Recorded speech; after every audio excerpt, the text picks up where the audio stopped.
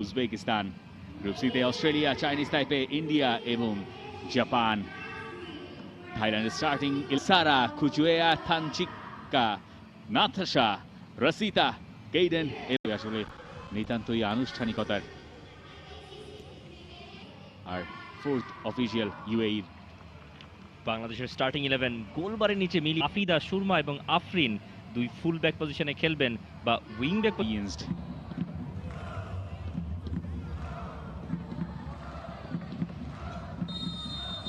নীল জার্সিতে থাইল্যান্ড, লাল জার্সিতে বাংলাদেশ।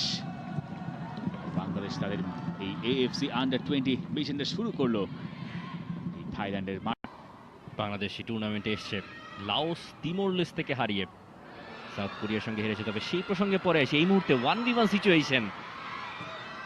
সাগরিকা এবং সেখান থেকে বাংলা সাগরিকা সবাইকে টপকে বাংলাদেশকে এগিয়ে দিলেন থাইল্যান্ডের মাঠে এফসি আন্ডার-20 উইমেন্স এশিয়ান কাপে। অনূর্ধ্ব 20 সাফ চ্যাম্পিয়নশিপের ডিফেন্ডিং চ্যাম্পিয়ন এবার এশিয়ান কাপে, এবং সুযোগ সাগরিকা বেরিয়ে গেছেন আরো একবার ফাঁকায়, এবং আরো একটা গোল। সাগরিকা, আপনি কি করলেন? বাংলাদেশ ইতিহাস দেখছে।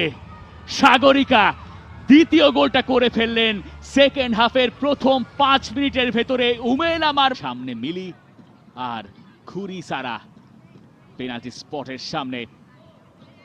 ম্যাসিভ মোমেন্ট এই ম্যাচে, হিউজ মোমেন্ট। খুরি সারা, মিলি,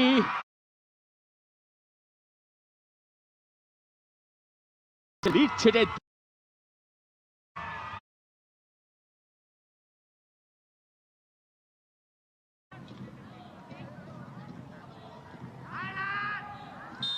ফাত আর মিলি।